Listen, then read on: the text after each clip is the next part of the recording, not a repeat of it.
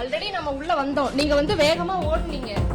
தமிழ்நாட்டில் மதியம் 12 மணி முதல் இரவு 10 மணி வரை மட்டுமே மது விற்பனை செய்ய நேர கட்டுப்பாடு உள்ளது.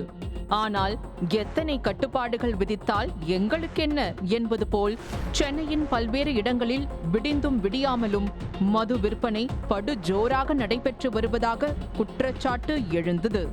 அந்த வகையில் கீழ்ப்பாக்கம் கார்டன் பகுதியில் உள்ள மதுபான கடைக்கு காலை 5:45 மணியளவில் நியூஸ் தமிழ் செய்தி குழுவினர் சென்றனர்.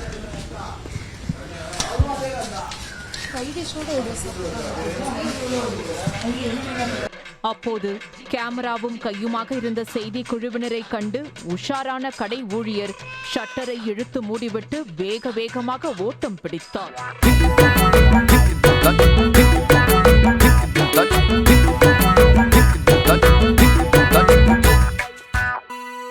இதையடுத்து ஷட்டரை திறந்து செய்தி குழுவினர் உள்ளே நுழைந்த போது இட்லி, அண்டாவில் எண்ணெய் மிதக்க சிக்கன் குழம்பு ஆகியவை மது பிரியர்களுக்கு பரிமாற தயாராக இருந்த நிலையில் மது பாட்டில்கள் மற்றும் சைடிஷ்களோடு பாரில் அமர்ந்திருந்த மது பிரியர்கள் சந்து பொந்துகளில் ஓடி ஒளிந்தனர். அப்போது முகத்தை காட்டாதீங்க, நாங்களே வீட்டுக்கு தெரியாமல் வந்துள்ளதாக செய்தி குழுவினரிடம் சிலர் கெஞ்சி மன்றாடிய காட்சியும் நடந்தது.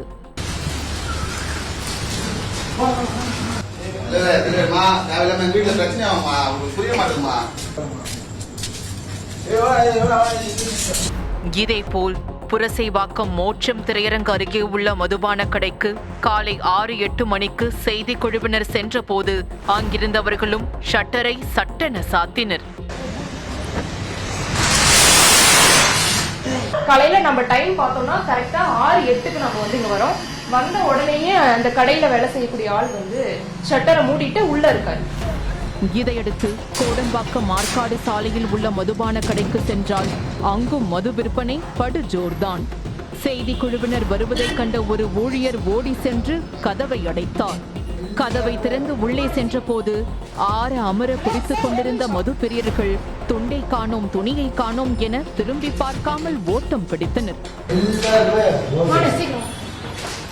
ஹலோ சார், ஒரு நிமிஷம்.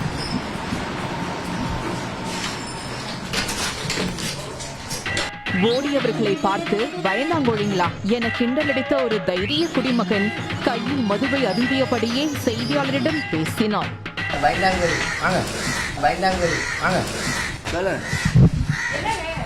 எவ்வளவு நேரமா குடிச்சிட்டு இருக்கீங்க? 1 மணி நேரமா குடிக்கிறோம். 6 ஆண்டுகளாக குடிக்காமல் தற்போதுதான் 1 மணி நேரமாக இடைவிடாமல் ஆசைப்பட்டு குடித்துக் கொண்டிருப்பதாக கூறிய அந்த வீர குடிமகன் கேட்கின்ற கேள்விகளுக்கெல்லாம் பதில் சொன்னால் ஏதாவது தருவீங்களா என செய்தியாளரிடமே டிமாண்ட் வைத்தார். நான் ஒரு 6 வருஷமா குடிக்கிறதே கிடையாது.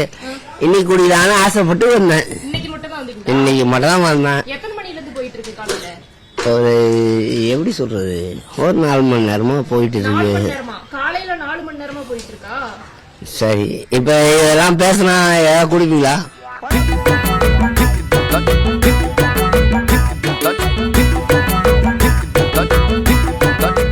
இதனிடையே செய்தி குழுவினர் சென்று விட்டதாக எண்ணி மீண்டும் உள்ளே வந்த மதுபான கடை ஊழியர் வழக்கம் போல விற்பனையை துவங்கினார். எந்நேரம் போனாலும் மது பாட்டில் கிடைக்கும் என்பதால் 180 ரூபாய் விலை கொண்ட மது பாட்டிலை 240 ரூபாய் கொடுத்து விலையை பார்க்காமல் வாங்கி கைலிக்குள் பதுக்கினர் மது பிரியர்கள். எவ்வளவு விக்கிறாங்க கோட்டரு? 240. 120 ரூபாய் கோட்டரா? 120 ரூபாய் கோட்டர் வந்து 120 ரூபாய் தானே, 240 ரூபாய்க்கு விக்கிறாங்க.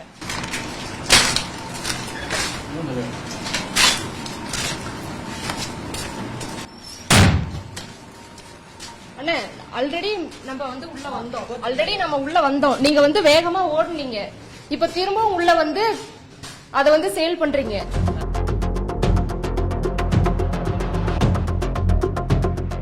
இதேபோல் சாலிகிராமம் தசரதன் தெருவுக்கு காலை 7:25 மணிக்கு சென்றபோது செய்தி குழுவினர் வருவதை முன்கூட்டியே அறிந்து கொண்ட கடை ஊழியர் சுரேஷ் கடைக்குள் இருந்த தனது செல்போனை எடுக்க வந்ததாகவும் நான் தான் கடை ஓனர் என்றும் புருடா விட்டார்.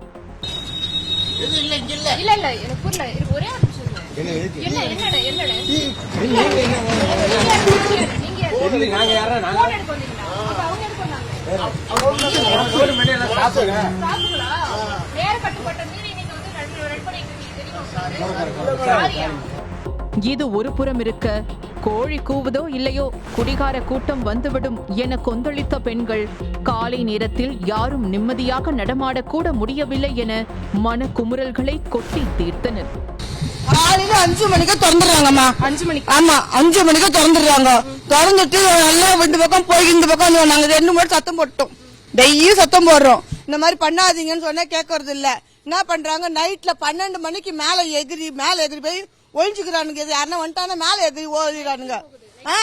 நைட்லயும் போகுது. 10-11 மணிக்கு போலீஸ் ஜீப் வருது. வந்துட்டு அவங்க என்னவோ அவங்க வேலையை முடிச்சுட்டு காசு வாங்கிட்டு போயிடறானுங்க. க்ளோஸ் பண்ற மாதிரி போட்டு திருப்பி தந்து ஓபன் பண்றானுங்க.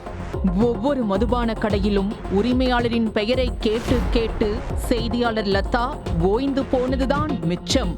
சம்பந்தப்பட்ட அதிகாரிகளாவது நேரில் ஆய்வு செய்து அதிகாரிகளை அடையாளம் கண்டு நடவடிக்கை எடுக்கிறார்களா என்பதை பொறுத்திருந்து பார்ப்போம். நியூஸ் தமிழ் செய்திகளுக்காக ஒளிப்பதிவாளர் விகாசுடன் செய்தியாளர் லதா.